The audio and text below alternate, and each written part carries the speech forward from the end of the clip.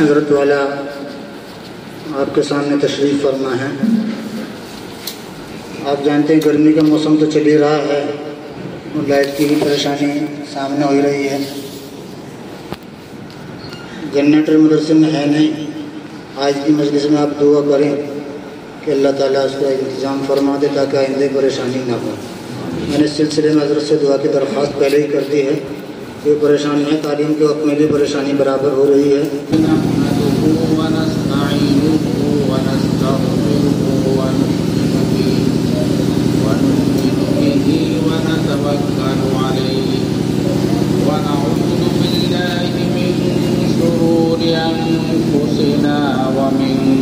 سيئات أعمالنا من يهده الله فلا مضل له ومن يضلله فلا هادي له ونشهد أن لا إله إلا الله وحده لا شريك له ونشهد أن سيدنا ونبينا وشفيعنا وحبيبنا وسندنا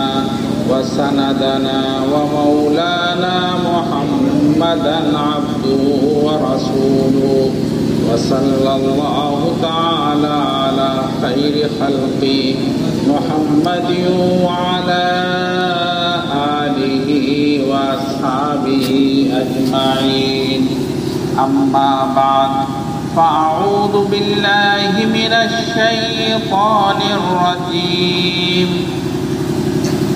بسم الله الرحمن الرحيم قل إن كنتم تحبون الله فاتبعوني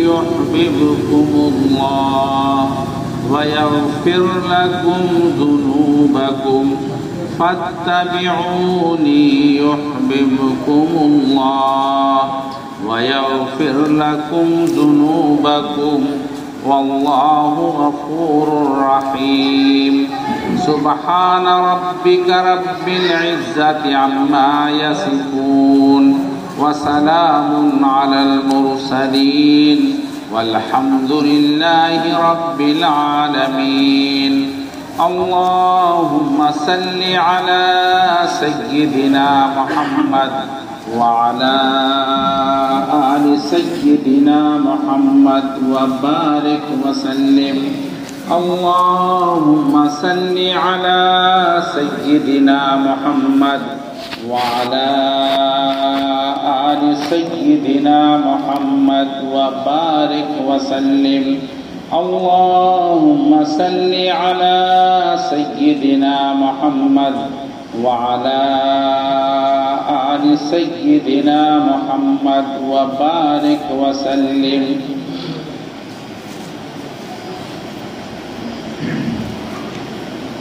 ہوا حرص والا دل بدل دے ہوا حرص والا دل بدل دے میرا غفلت میں ڈوبا دل بدل دے میرا غفلت میں ڈوبا دل بدل دے بدل دے دل کی دنیا دل بدل دے بدل دے دل کی دنیا دل بدل دے خدایا فضل فرما دل بدل دے گنہگاری میں کب تک عمر کاٹوں بدل دے میرا رستہ دل بدل دے گنہگاری میں کب تک عمر کاٹوں بدل دے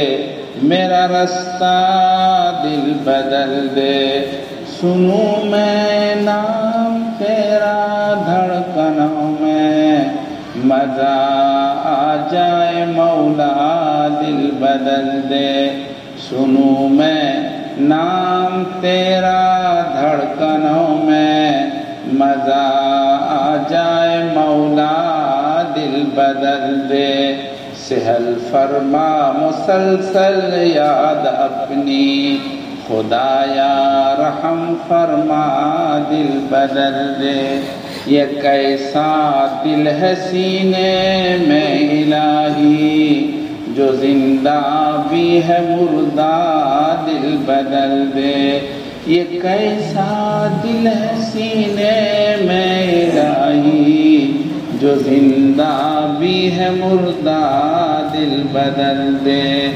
تیرا ہو جاؤں اتنی آرزو ہے، بس اتنی ہے تمنا دل بدل دے، تیرا ہو جاؤں اتنی آرزو ہے، بس اتنی ہے تمنا دل بدل دے، ہوا و حرص والا دل بدل دے، میرا غفلت میں ڈوبا دل بدل دے، خدایا فضل فرما دل بدل دے۔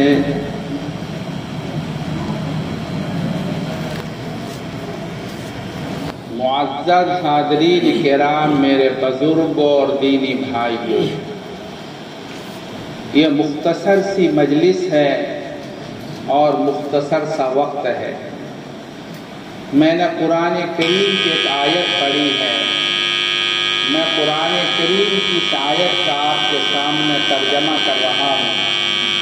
قرآن کریم میں اللہ تعالیٰ نے ارشاد فرمایا، اللہ تعالیٰ ارشاد فرماتے ہیں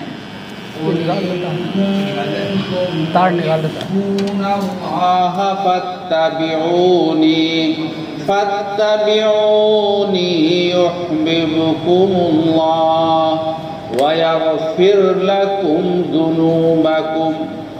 اس آیت کے پوری تفسیر کے ساتھ تو میں بات نہیں کر پاؤں گا چونکہ وقت نہیں ہے، اس لیے میں صرف ایک ٹکڑے کے سلسلے میں آپ سے عرض کرنا چاہتا ہوں۔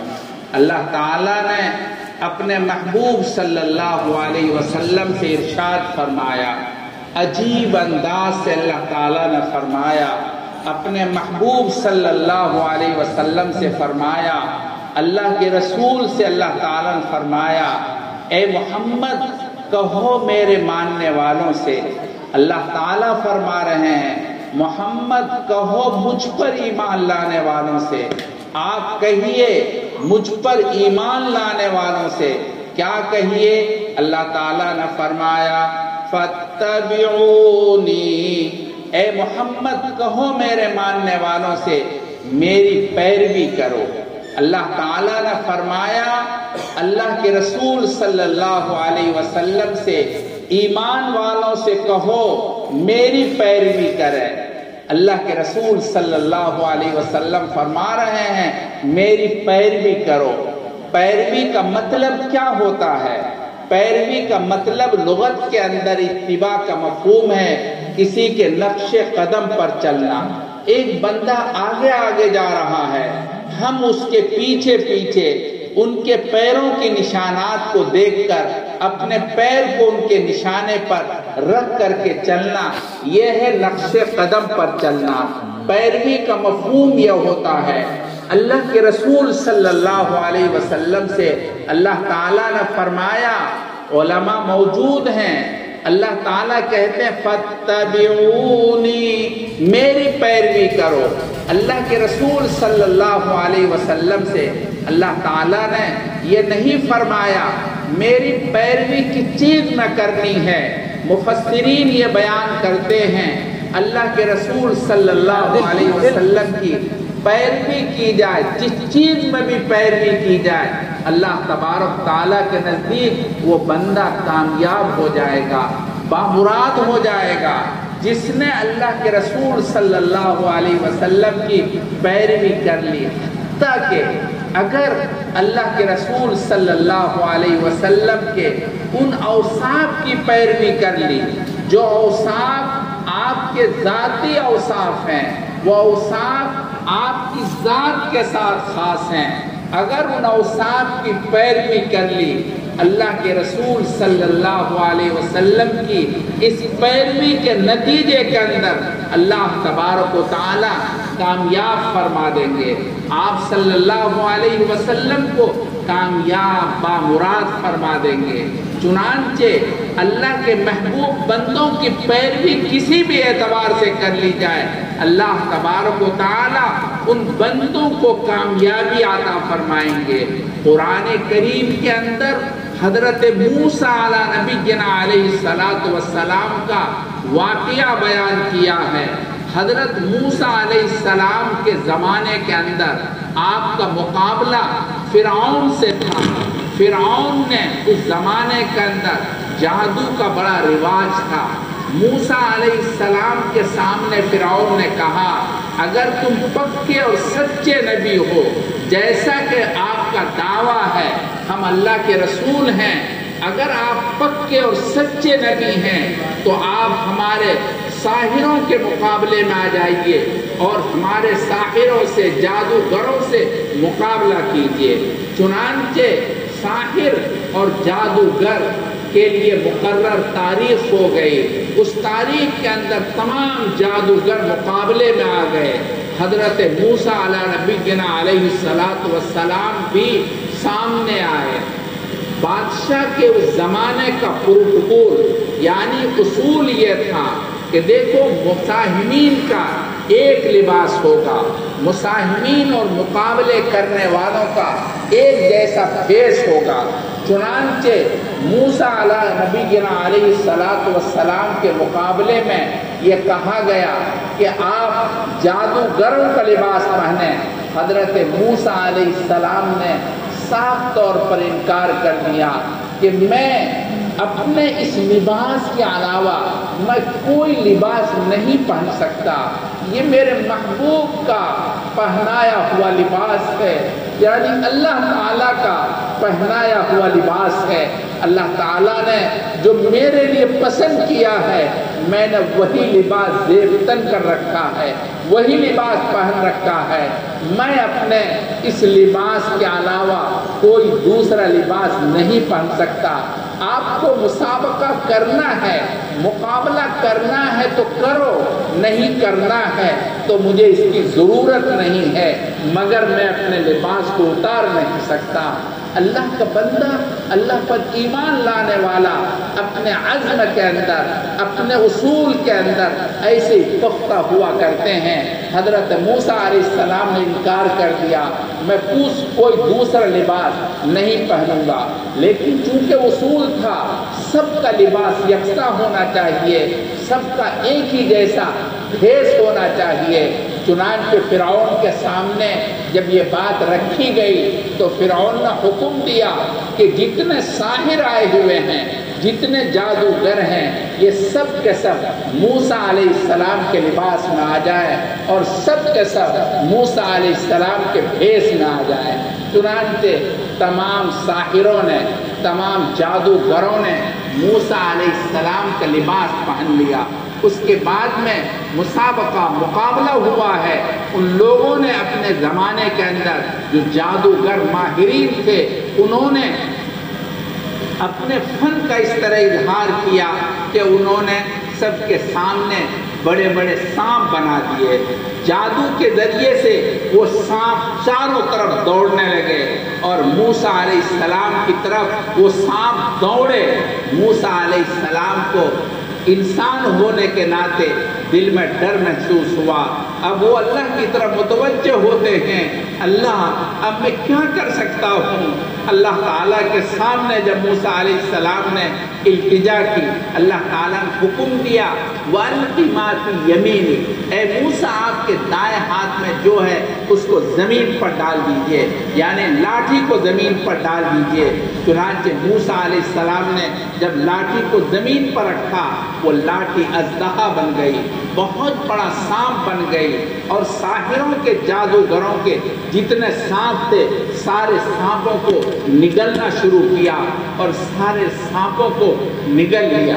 جب سارے سانپوں کو نگل لیا جادوگر حیران ہو گئے، چونکہ جادو کا اتنا بڑے فن کا اظہار، اعلیٰ پیمانے پر سحر کا استعمال وہ جادوگر جانتے تھے، ہمارے جادو کا کوئی کاٹ نہیں کر سکتا ہے، اور موسیٰ نے جو کچھ کیا ہے ہمیں یقین آ رہا ہے کہ یہ جادو نہیں ہے۔ چنانچہ فوراً سب کے سب جادوگر حضرت موسیٰ علیہ السلام کے سامنے جھک پڑے اور سب نے موسیٰ علیہ السلام کے ہاتھ پر ہاتھ دے کر اسلام قبول کر لیا۔ مفسرین نے یہ لکھا ہے کہ حضرت موسیٰ علیہ السلام کی لباس کی پیروی کی ہے جادوگروں نے، جس کے نتیجے میں اللہ تبارک و تعالیٰ نے ان کے دل کے اندر کلمہ لا الہ الا اللہ یعنی ایمان کو ڈال دیا، صرف ایک لباس کی پیروی کے نتیجے کے اندر۔ اور ایسا ایمان اللہ نے عطا فرمایا کہ موسیٰ علیہ السلام کے پر ایمان لانے والے جادوگروں کو فرعون نے بلایا اور یہ دھمکی دی کہ ایسا لگتا ہے یہ تمہارے بڑے استاد ہیں، موسیٰ تمہارے استاد ہے اور تم نے ظاہر میں یہ ڈرامہ کیا ہے، تمہارے یہ بڑے استاد ہیں اور تم نے ان کی پیروی پہلے سے طے کر رکھی تھی۔ اور سنو، یاد رکھو، اگر تم موسیٰ علیہ السلام کے اوپر ایمان کو نہیں چھوڑتے ہم تمہیں ایسی سزا دیں گے کہ دنیا دیکھے گی۔ مگر ان جادوگروں نے کہہ دیا، فرعون کے سامنے وعدہ طور پر اعلان کر دیا، فرعون آپ جو کرنا چاہیں کر ڈالیے، مگر یہ ایمان ایسا نہیں ہے دل میں آنے کے بعد چھوڑ دیا جائے، ہم تو مومن ہو گئے اور آپ کا جو جی چاہے کر ڈالیے۔ میں تو عرض یہ کر رہا تھا، قرآن کریم یہ کہتا ہے اگر تمہیں کامیابی چاہیے، اللہ کی محبت چاہیے، اللہ تبارک و تعالی کی الفت چاہیے، اللہ کی رضا چاہیے، میرے محبوب بندوں کی پیروی کرو۔ اللہ تعالیٰ نے اسی کو فرمایا فَاتَّبِعُونِي يُحْبِبُكُمُ اللَّهُ، میری پیروی کرو، اللہ تم سے پیار کرنے لگیں گے، اللہ تم سے محبت کرنے لگیں گے، اللہ تم کو چاہنے لگیں گے۔ اللہ تعالیٰ نے قرآن کریم میں صاف طور پر یہ فرمایا جناب رسول اللہ صلی اللہ علیہ وسلم کی پیروی کر لیجئے، کسی بھی جہت سے پیروی کر لیجئے، آپ صلی اللہ علیہ وسلم کی پیروی کے نتیجے میں اللہ تعالیٰ آپ کو کامیاب فرما دیں گے۔ صحابہ کرام رضوان اللہ تعالیٰ علیہم اجمعین نے آپ کی پیروی کی ہے، آپ کے نقش قدم پر چلے ہیں، ایسی پیروی کی ہے کہ دنیا میں ایسی مثال نہیں ملتی۔ آپ علیہ السلام نے فرما دیا جیسا بھی اللہ کے رسول نے فرما دیا۔ صحابہ کرام کے لیے وہ حرف آخر ہوتا تھا، اللہ کے رسول نے فرما دیا، فرمانے کے بعد یہ تو ہو سکتا ہے صحابہ کرام کی جان نکل جائے، جان چلی جائے، مگر اللہ کے رسول کے فرمان پر عمل نہ کیا جائے، ایسا نہیں ہو سکتا تھا۔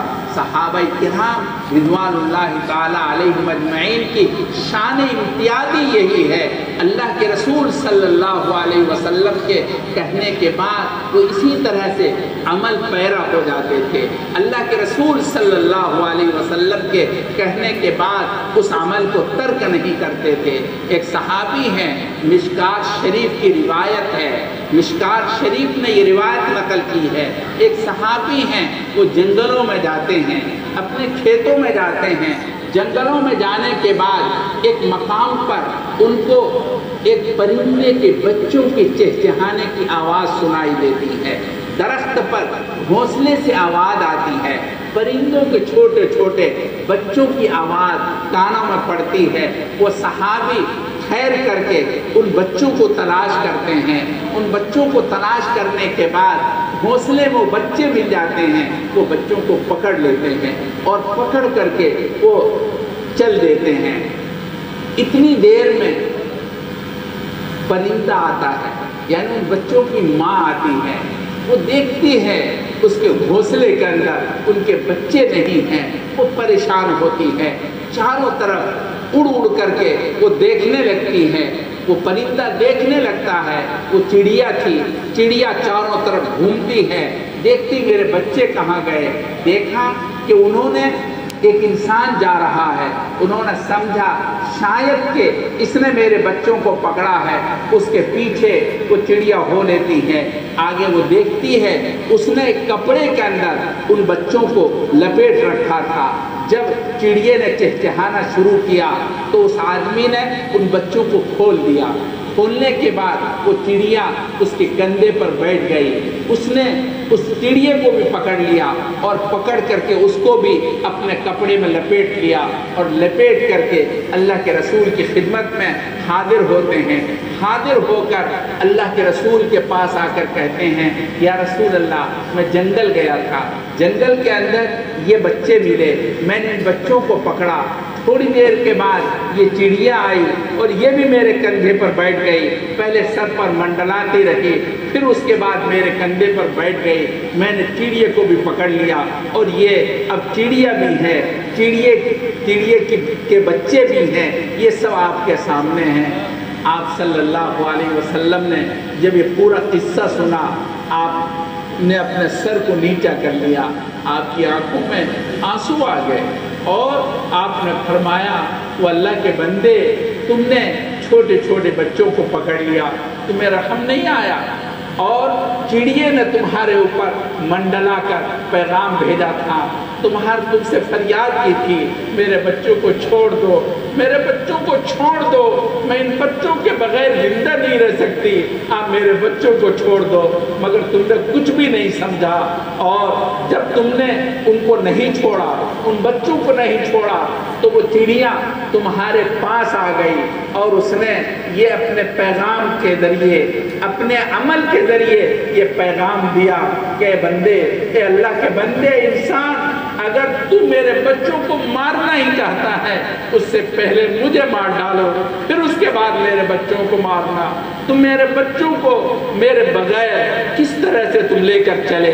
چنانچہ اللہ کے رسول نے فرمایا اللہ کے بندے، تم نے کچھ بھی نہیں سمجھا اور سب کو پکڑ لیا، اب سنو، جاؤ، اور جانے کے بعد تم اس کو اپنی اسی جگہ پر چھوڑ کے آؤ جہاں سے تم اٹھا کے لائے تھے۔ آپ صلی اللہ علیہ وسلم نے یہ فرمایا، اس فرمانے کے بعد اس اللہ کے بندے نے ایک لفظ کچھ نہیں کہا، وہاں سے اٹھے، اور اٹھنے کے بعد سیدھا وہیں پر پہنچے جہاں سے اس نے پکڑا تھا، بچوں کو اٹھایا تھا۔ ایسا بھی وہ کر سکتا تھا، باہر جا کے چھوڑ دیتا، اللہ کے رسول سے آگے جاتا اور ان بچوں کو چھوڑ دیتا، اور وہ یہ سمجھتا یہ بچے چلے جائیں گے، مگر اللہ کے رسول نے یہ لفظ فرمایا تھا جہاں سے تم نے ان بچوں کو پکڑا تھا وہیں جا کے چھوڑنا۔ آپ کے الفاظ ہیں حیث وضعتہن، جہاں سے تم نے اٹھایا تھا وہیں لے جا کر کے چھوڑو۔ اللہ کے رسول صلی اللہ علیہ وسلم کے اس فرمانے کے بعد بتانا یہ تھا کہ جاؤ اور جا کے چھوڑ دو۔ ماں کو اپنے بچوں سے ایسے پیار ہوتا ہے، چھوٹے بچوں سے ایسے پیار ہوا کرتا ہے، بہت پیار ہوا کرتا ہے۔ میرے بھائیوں، ضرورت اس بات کی ہے کہ ہم اپنے محبوب صلی اللہ علیہ وسلم کی پیروی کریں۔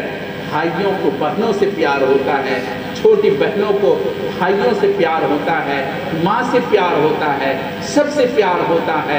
اس پیار کا تقاضا یہ ہے ان کے ساتھ ملاطفت کی جائے، ان کے ساتھ نرمی کا برتاؤ کیا جائے، ان کے ساتھ محبت کا معاملہ کیا جائے، اچھا برتاؤ کیا جائے۔ لیکن آج ہم سب کے اندر ایسی درندگی آ گئی ہے، ایسی سفاکیت آ گئی ہے، ایسے ظالمانہ ہمارے اندر دل کے اندر ایسا سخت دل ہو چکا ہے گناہوں کی وجہ سے کہ ہمارے دل کے اندر ملاطفت نہیں ہے، ہمارے دل کے اندر رحم نہیں ہے، ہمارے دل کے اندر مہربانی نہیں ہے۔ ہم بوڑھے ماں باپ کے ساتھ ظالمانہ سلوک کرتے ہیں، اپنے چھوٹے بچوں کے ساتھ ظالمانہ سلوک کرتے ہیں۔ ایک صحابی ہیں حضرت عمر بن جموح رضی اللہ تعالیٰ عنہ، وہ صحابی معذور صحابی ہیں۔ اللہ کے رسول نے ایک مرتبہ فرما دیا کہ دیکھو جو کچھ تم ہو، دیکھو دوسروں پر رحم کرو اور غریبوں کا خیال کرو اور اپنے بھائیوں کے اوپر صدقہ کیا کرو۔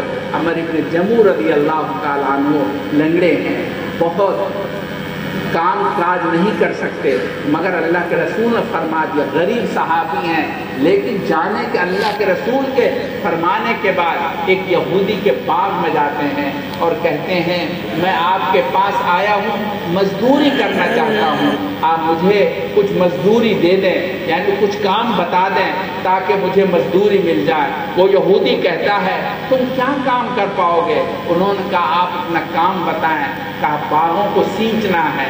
عمر ابن جموح رضی اللہ تعالیٰ عنہ انتہائی مشقت کے ساتھ شام تک کام کرتے ہیں۔ شام کو وہ باغ والے یعنی باغ کے مالک جو کھجوریں دیتے ہیں، اللہ کے رسول کی خدمت میں جا کر وہ دونوں کھجوریں پیش کر دیتے ہیں اور کہتے ہیں یا رسول اللہ آپ نے حکم فرمایا تھا، میں نے صبح سے شام تک یہ مزدوری حاصل کی ہے، یہ میری اجرت ہے، آپ اس کو اللہ کی رضا کے لیے قبول فرما لیں۔ صحابہ کرام آپ علیہ الصلاۃ والسلام کے حکم کے مطابق اس طرح سے عمل کیا کرتے تھے۔ قرآن کریم یہی کہتا ہے آپ میری پیروی کرو۔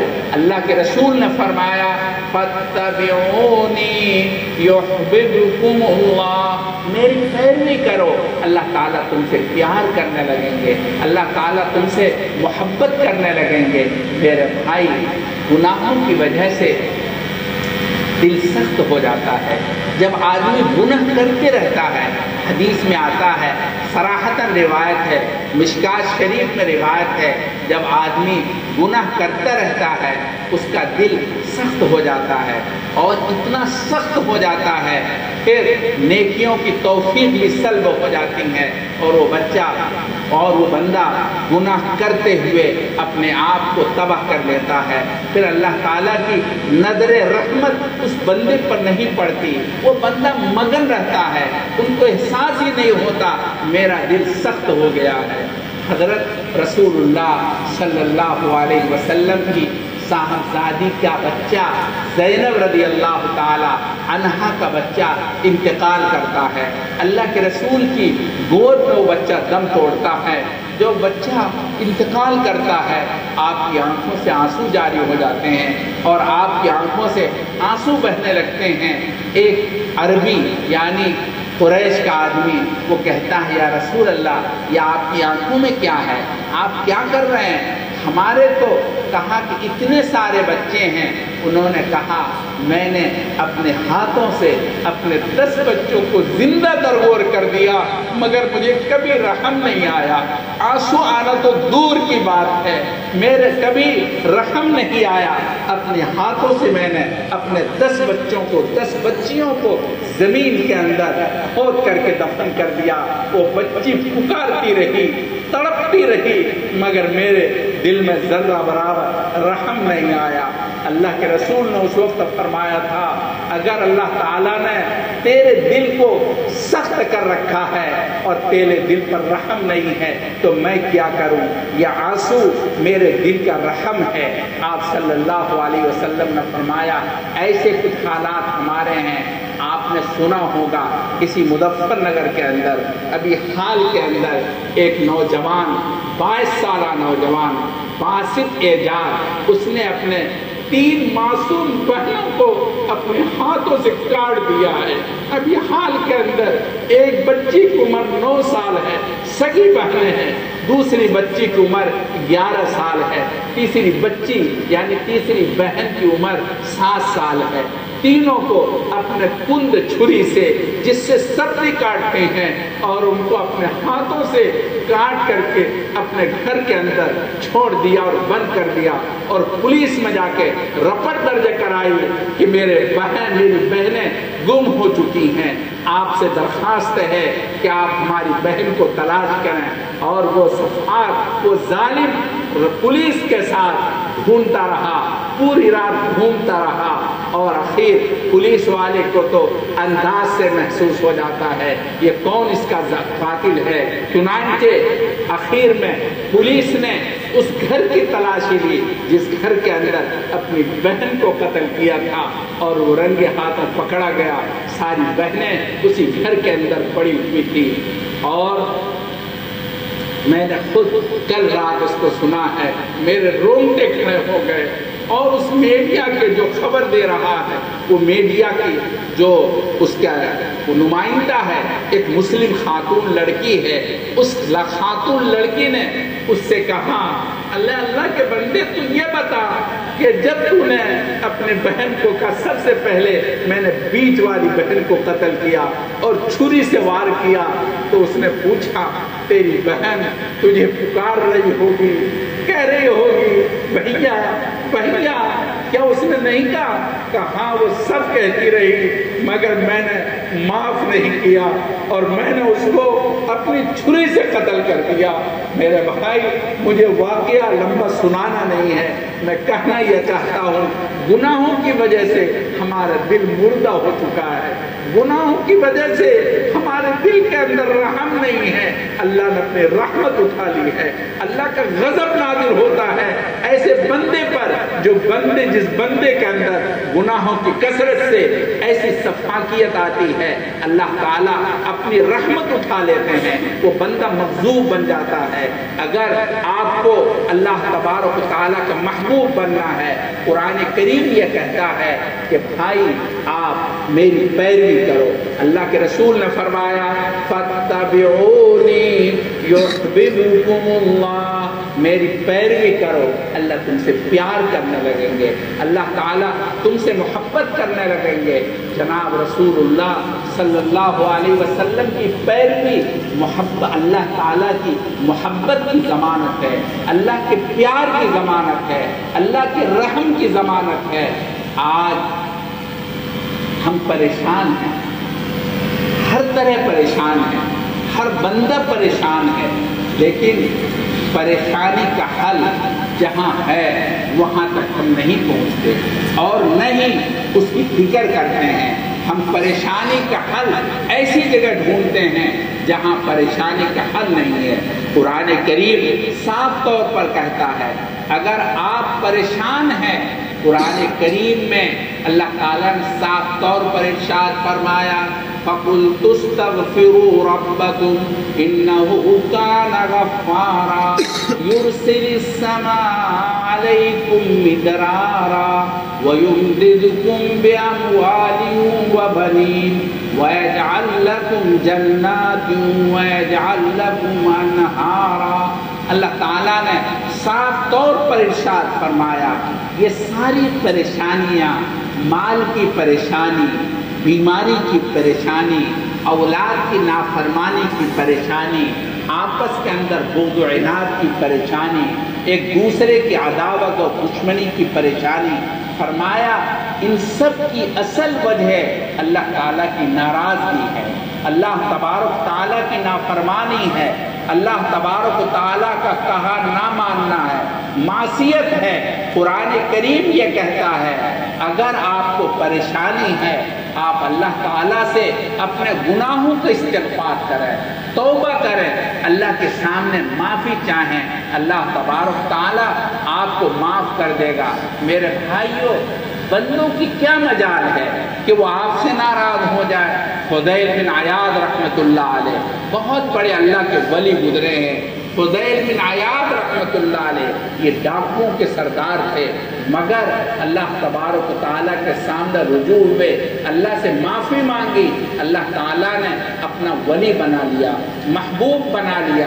فضیل بن عیاض کہتے ہیں اگر مجھے پتہ چل جاتا ہے جب اللہ تعالیٰ مجھ سے ناراض ہوتے ہیں، اللہ تعالیٰ مجھ سے غضبناک ہوتے ہیں، مجھے معلوم ہو جاتا ہے۔ پوچھا آپ کو کیسے معلوم ہوتا ہے؟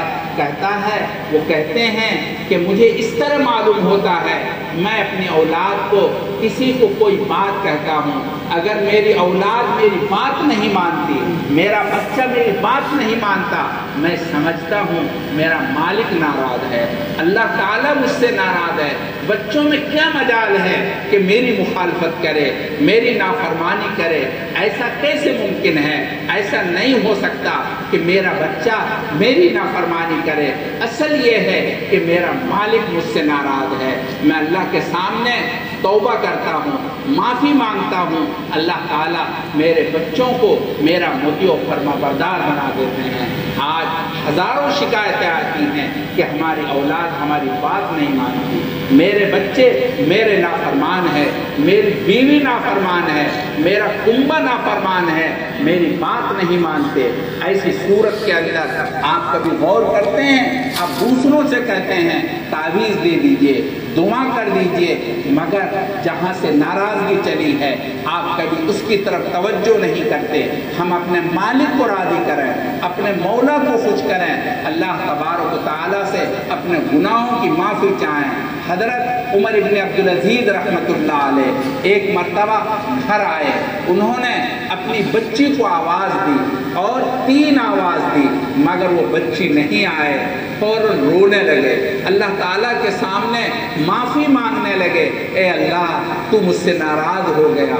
उधर से उनकी बीवी फातिमा आई, वो पूछने लगी आप क्यों रो रहे हैं, आप परेशान क्यों हैं? उन्होंने कहा मैंने अपनी बच्ची को 3 मरतबा आवाज़ दी मगर मेरी बच्ची नहीं आई, मैंने ये समझा मुझसे कोई नाफरमानी अल्लाह की हो गई, मुझसे खुद अल्लाह नाराज़ हो गए, इसलिए मेरी बच्ची ने आज मेरी बात नहीं सुनी। चुनांचे जब वो कह रहे थे उनकी बीवी ने कहा ऐसी बात नहीं है, आपका मालिक आपसे नाराज़ नहीं है, बल्कि वाक़या ये है उस बच्ची का कपड़ा फट गया है, यह अमीरुल मोमिनीन है, खलीफतुल मुस्लिमीन है और उसकी बच्ची के पास सिर्फ एक कपड़ा है और वो कपड़ा फट गया तो कहा घर में कमरे में बंद हो करके वो अपना कपड़ा उतार करके सी रही है, उनके पास दूसरा कपड़ा नहीं है जिसकी वजह से वो पहन करके आपके सामने आ जाए, वो अंदर कपड़ा सी रही है। आपका मालिक आपसे नाराज़ नहीं है। उनकी बीवी ने यह बताया, मैं अर्ज़ यह करना चाहता हूँ ऐसे औलिया के बंदे, अल्लाह के बंदे वो ये समझते हैं जब दुनिया के अंदर कोई परेशानी आती है वो समझते हैं अल्लाह ताला मुझसे नाराज़ हैं, अल्लाह ताला को राज़ी करने की फ़िक्र करनी चाहिए। कुरान करीम यही कहता है फ़क़ुल्तुस्तग़फ़िरू रब्बकुम इन्नहु कान गफ़्फ़ारा, फरमाते हैं अपने रब से माफ़ी चाहो, गुनाहों की माफ़ी चाहो, अल्लाह ताला तुम्हारी मदद करेंगे।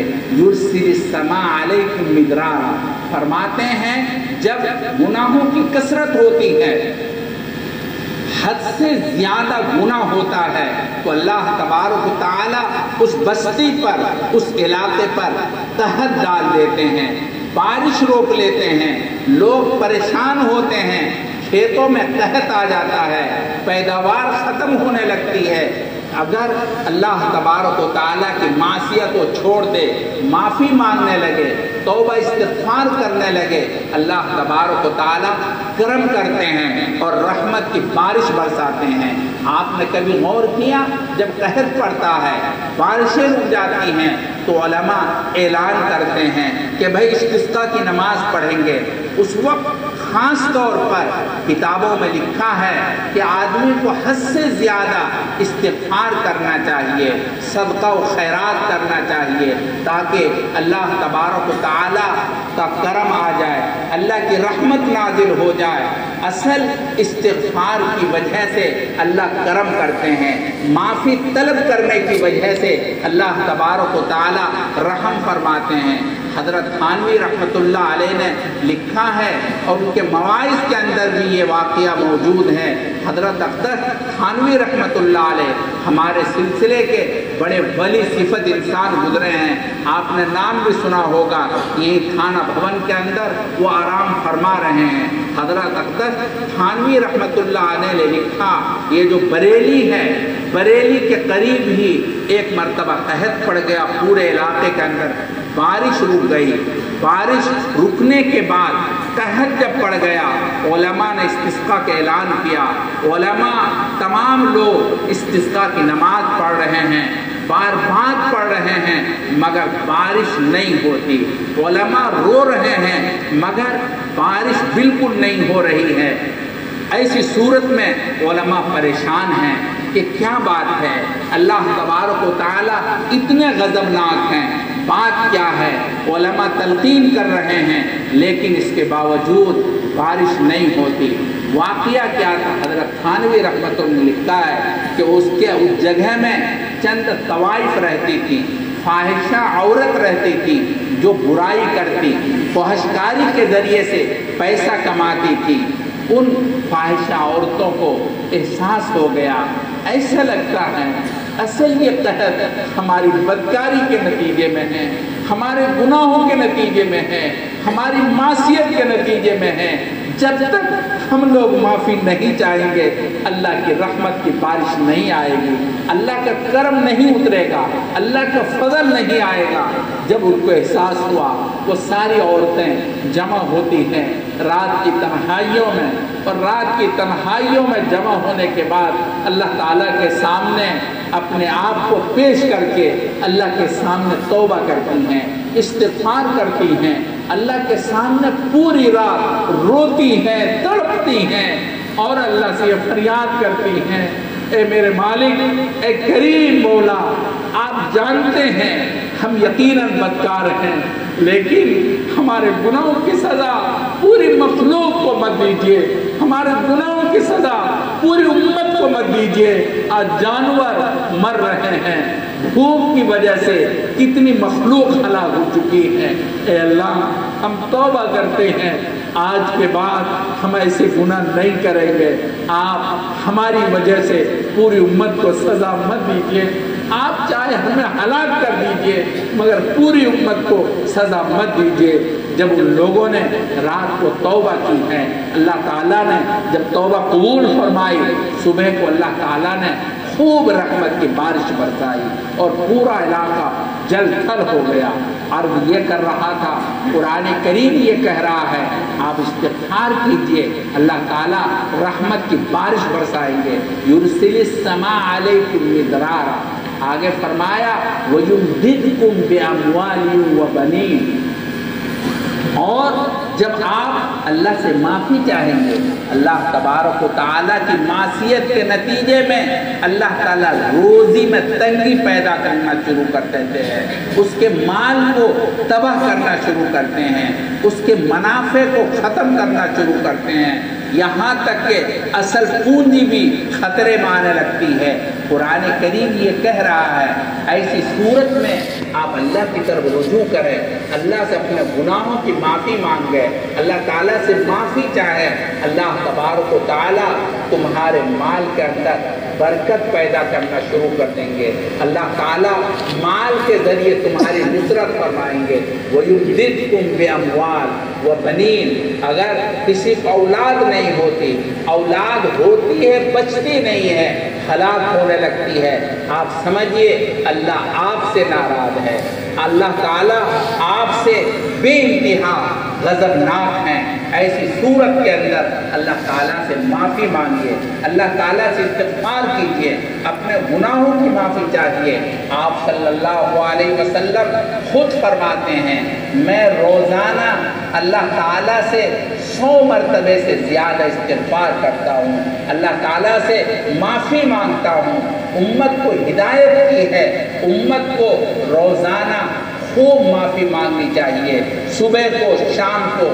آپ صلی اللہ علیہ وسلم فرماتے ہیں، اگر کوئی بندہ اللہ تعالیٰ سے استغفار کرتا ہے اور صبح کو بھی کرتا ہے، شام کو بھی کرتا ہے، تو فرماتے ہیں اللہ تبارک و تعالیٰ اس بندے سے خوش ہوتے ہیں، پھر اللہ تبارک و تعالیٰ اس بندے کو اپنی رحمتوں سے نوازتے ہیں، اپنے کرم سے نوازتے ہیں۔ اللہ تبارک و تعالیٰ اپنے بندے سے خوش ہونے کے بعد اس کو ہر طرح کرم سے سرفراز فرماتے ہیں۔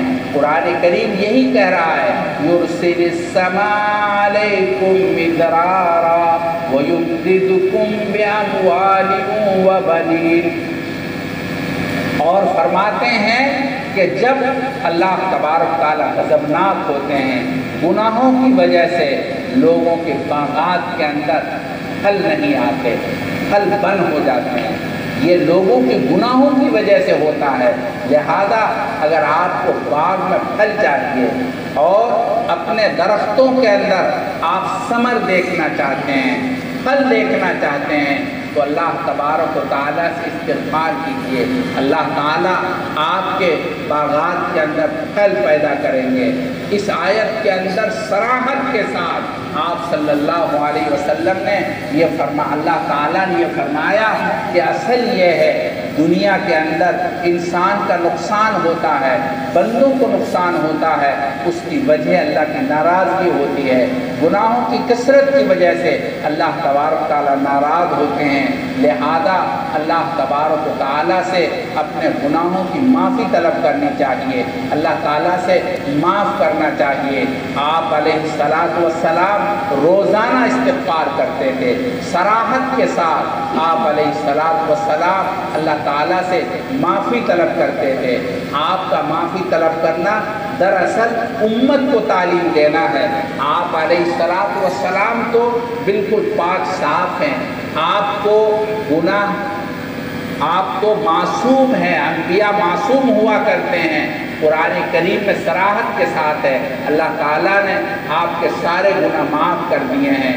الغرض امت کو تعلیم آپ دے رہے ہیں کہ آپ کو اللہ تعالیٰ خوب استغفار کرنا چاہیے، معافی طلب کرنی چاہیے۔ اس لیے قرآن کریم کی آیت یہ کہہ رہی ہے اللہ کے رسول کی پیروی کرو۔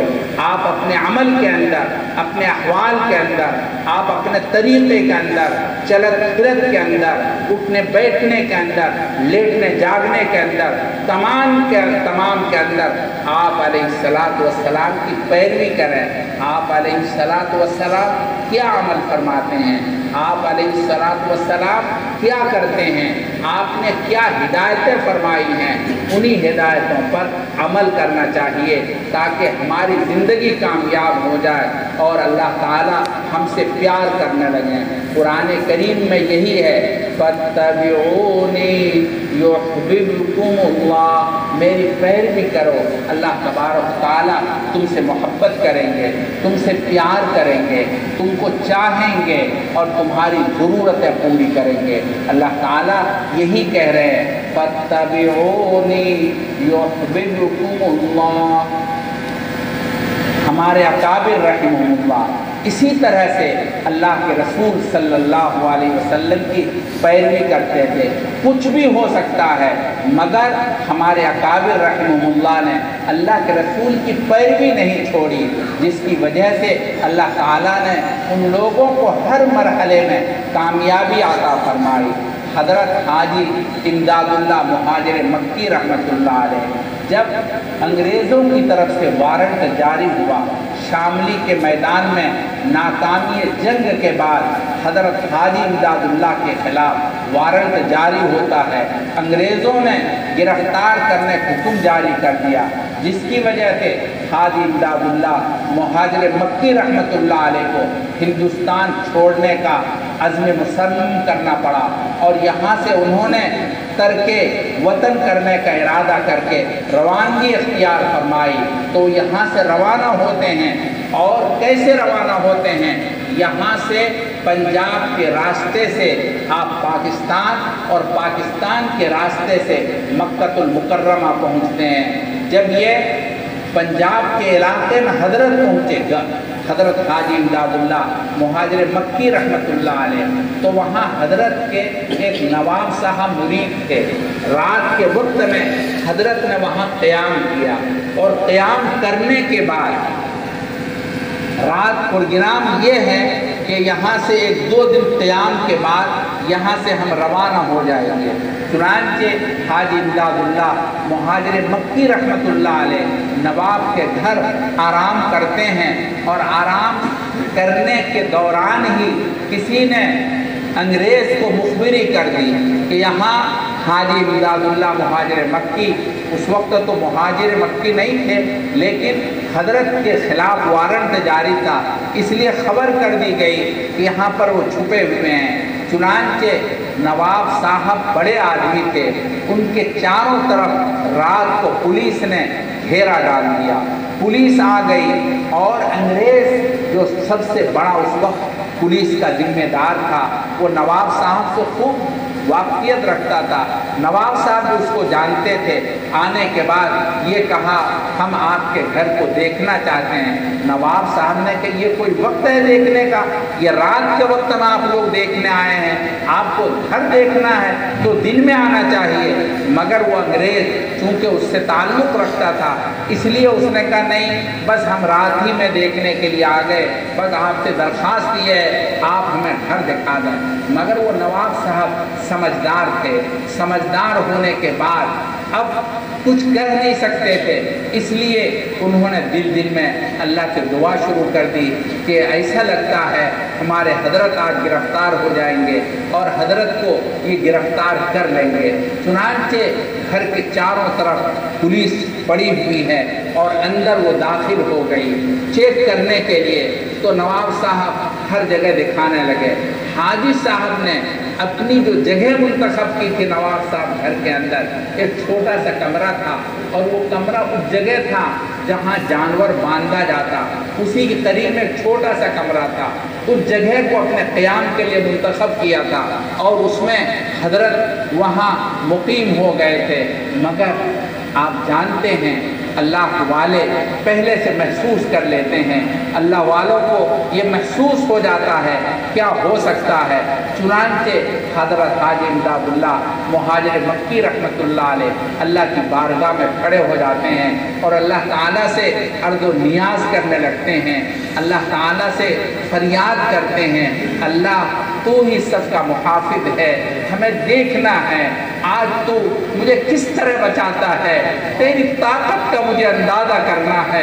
आप सल्लल्लाहु अलैहि वसल्लम दुश्मनों के मुकाबले में दुआ करते हैं, जंगे बदर के मौके पर सफ़े लगाते हैं, अल्लाह के सामने बैठ करके ऐसी फरियाद करते हैं, हजरत अबू बकर देख करके रो पड़ते हैं और जा कहते हैं या रसूल अल्लाह बस बस हो गया, आपके महबूब ने आपका सुन लिया, आपको अल्लाह वीरान नहीं करेगा, आप छोड़ दीजिए, दुआ को ख़त्म कर दीजिए।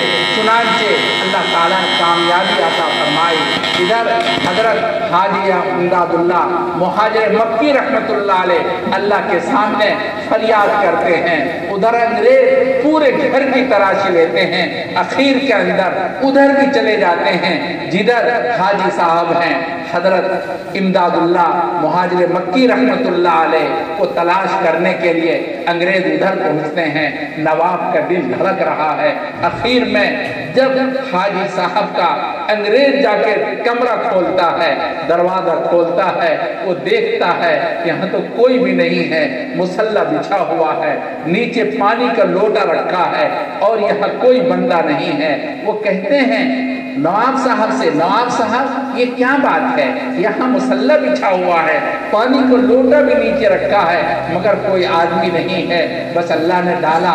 नवाब साहब कहता है ये मेरी नमाज गाह है, मैं यहाँ नमाज पढ़ता हूँ, मेरा मुसल्ला है, मैं यहाँ नमाज पढ़ा करता हूँ। उसके बाद में अंग्रेज पूरे घर की तलाशी के बाद खाइब खासिर होकर नाकाम हो जाता है। नवाब साहब अंग्रेज को फौज को रुखसत करके दौड़ते हैं, मेरे हजरत कहाँ चले गए, मेरे हजरत कहाँ चले गए। दौड़ करके जब दोबारा लौट कर आते हैं, दरवाज़ा खोलते हैं, खड़ा हुआ दरवाज़ा है, जब दौड़ कर आते हैं वो देखते हैं अल्लाह के सामने सजदे में है और रो रहे हैं, अल्लाह से फरियाद कर रहे हैं, अल्लाह से दुआ कर रहे हैं। अल्लाह तबारक व तआला तू ही सारी जहान का मालिक है, तू ही सारी कायनात का मालिक है, तू जिसको चाहता है उसको इज्जत देता है, जिसको चाहता है जलील कर देता है। तो इज़्ज़ु मन तशा व तुज़िल्लु मन तशा। नवाब साहब आकर हजरत को देखने के बाद खुश होते हैं। मैं कहना यह चाहता हूँ आप सल्लल्लाहु अलैहि वसल्लम की पैरवी के नतीजे में अल्लाह तबारक व तआला हमेशा कामयाब फरमाते हैं। अल्लाह ताला ने हमारे अकाबिर रहमहुल्लाह को इसी पैरवी के नतीजे के अंदर हर मरहले पर कामयाबी अता फरमाई है। अंग्रेज ने हजरत حجت الاسلام مولانا قاسم نانوتوی کے خلاف وارنٹ جاری کرتا ہے اور ان کو گرفتار کرنے کا حکم دیتا ہے اور ان کی تلاشی شروع ہو جاتی ہے۔ حضرت کے خادموں نے کہا حضرت آپ کے لیے تو وارنٹ جاری ہے، آپ روپوش ہو جائیں، چھپ جائیں۔ چنانچہ مولانا قاسم نانوتوی رحمۃ اللہ علیہ دیوبند کے اندر ایک جگہ چھپ جاتے ہیں، روپوش ہو جاتے ہیں، مگر 3 دن کے بعد باہر آ جاتے ہیں۔ باہر آنے کے بعد خادم کہتے ہیں حضرت ابھی آپ باہر نہ آئیں، ابھی بھی آپ کی تلاش جاری ہے، پولیس پھر رہی ہے، آپ کو پکڑ لیا جائے گا، آپ باہر نہ نکلے۔ حضرت حجت الاسلام مولانا قاسم نانوتوی عجیب بات کہتے ہیں بھائی اب دیکھو مجھ سے اندر رہا نہیں جائے گا، میرے محبوب صلی اللہ علیہ وسلم دشمنوں کی وجہ سے 3 دن غار ثور کے اندر روپوش ہوئے تھے، پھر باہر آ گئے تھے، اب میں 3 دن سے زیادہ باہر اندر نہیں رہ سکتا، میرے محبوب کی سنت چھپنے کی صرف 3 دن ہے، اس سے زائد نہیں ہے، لہذا میں اب اندر روپوش نہیں رہ سکتا، اب جو چاہے جس کا جی چاہے مجھے گرفتار کر لے، مجھے پھانسی کے تختے پر لٹکا دے، مگر میں اپنے محبوب کی سنت کے خلاف عمل نہیں کر سکتا، میرے محبوب کی سنت صرف 3 دن روپوش ہونے کی ہے، میں اس سے زیادہ روپوش نہیں رہ سکتا۔ حضرت حجت الاسلام مولانا قاسم نانوتوی رحمۃ اللہ علیہ باہر آ جاتے ہیں، مگر اللہ تبارک و تعالی اس کی حفاظت فرماتے ہیں اور ایسی حفاظت کرتے ہیں کہ انگریزوں کے گرفتاری سے بچ جاتے ہیں۔ اللہ کے رسول صلی اللہ علیہ وسلم کی ایک ایک سنت کی ایسی پیروی کرتے ہیں اللہ تعالیٰ کو پیار آ جاتا ہے، اللہ تبارک و تعالیٰ نے ان کو ہر طرح سے کامیابی عطا فرمائی۔ حجت الاسلام مولانا قاسم نانوتوی کی ایک بڑی بہن تھی اور عمر میں کافی بڑی تھی۔ حجت الاسلام مولانا قاسم نانوتوی ان کو آپا جان کہتے تھے۔ دیوبند کے اندر وہ رہتی تھی اور ان کا انتقال ہو گیا، ان کے شوہر کا یعنی حضرت حجت الاسلام کے بہنوئی صاحب کا انتقال ہو گیا۔ خود ان کی بہن کی عمر 80 سال ہے، ظاہر ہے ان کے شوہر کی عمر اور زیادہ ہوگی، انتقال ہو گیا۔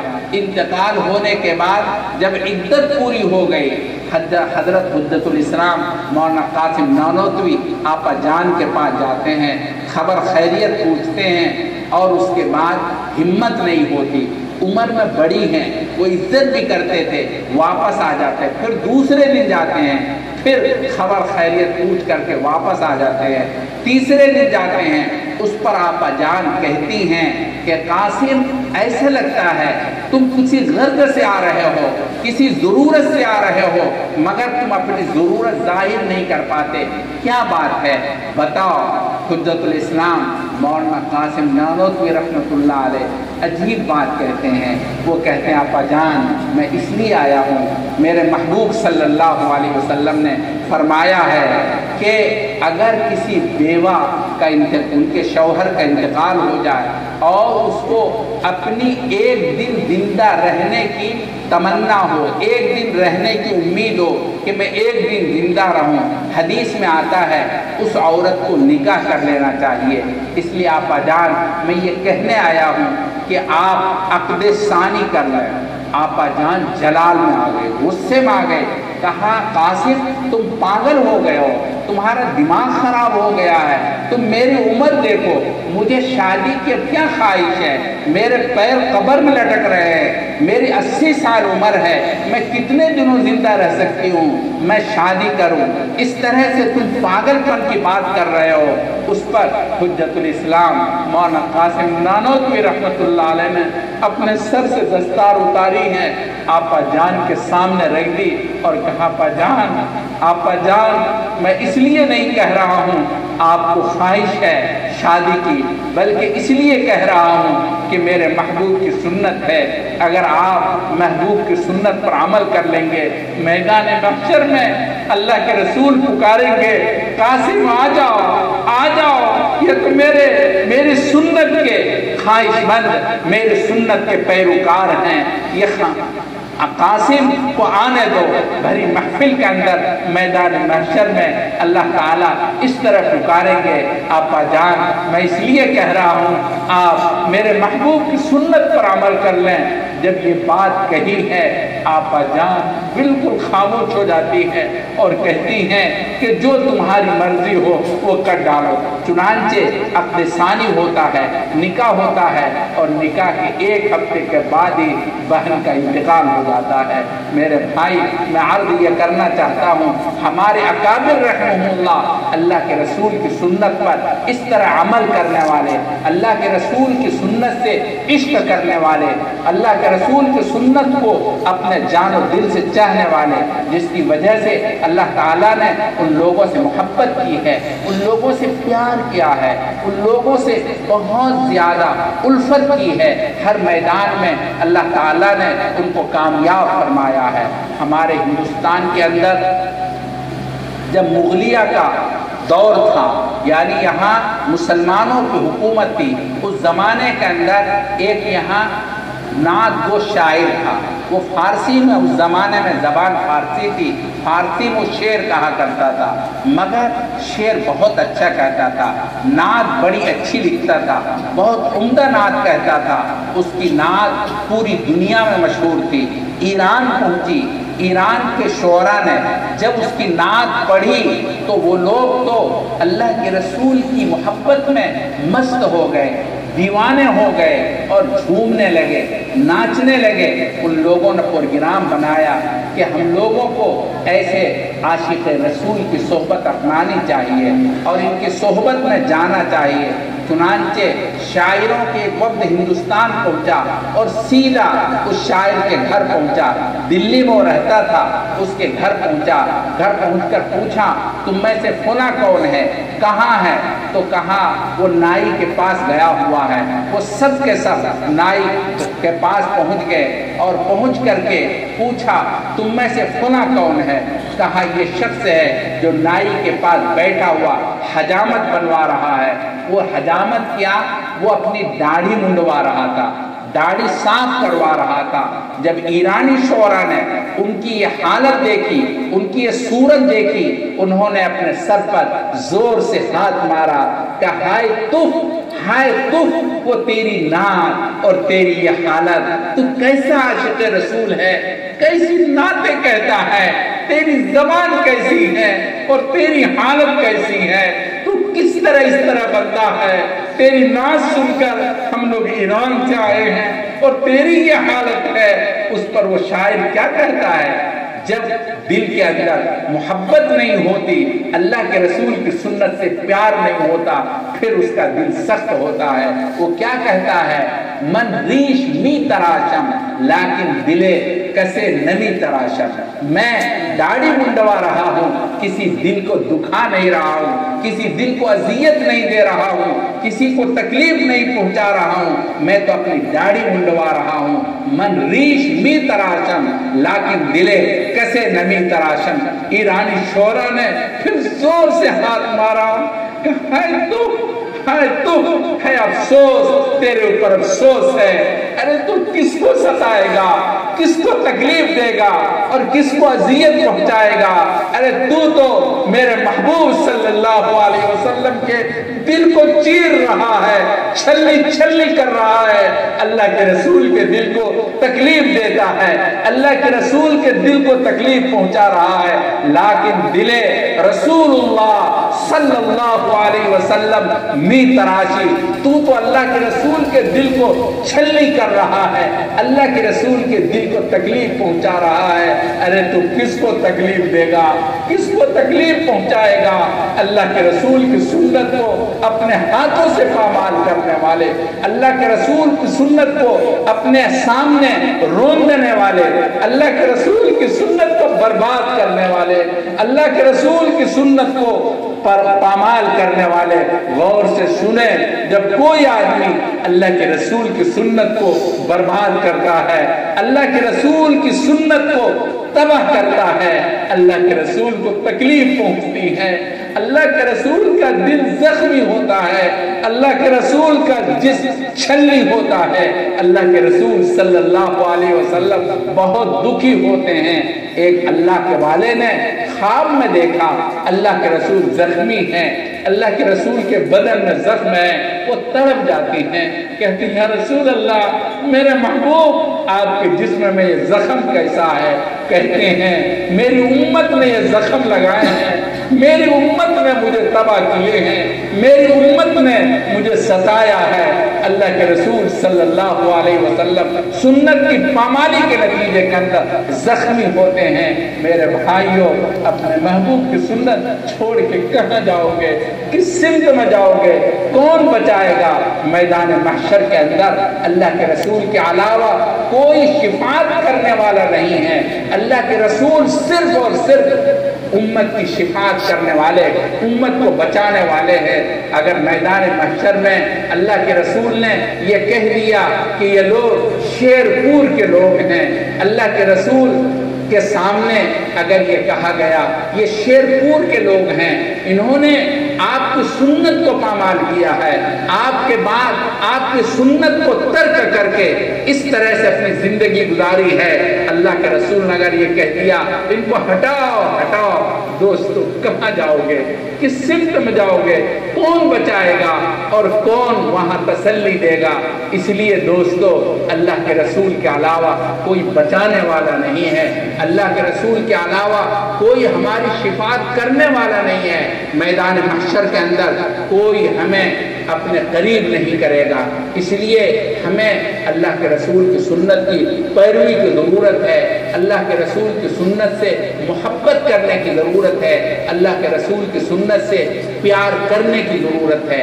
قرآن کریم یہی کہتا ہے اگر اللہ کی محبت چاہیے، اللہ کا پیار چاہیے تو اللہ کے رسول کی پیروی کرو۔ اگر ہم اللہ کے رسول کی پیروی کریں گے انشاءاللہ ثم انشاءاللہ دنیا میں بھی کامیابی ملے گی اور آخرت کے اندر بھی کامیابی ملے گی۔ وآخر دعوانا ان الحمدللہ رب العالمین۔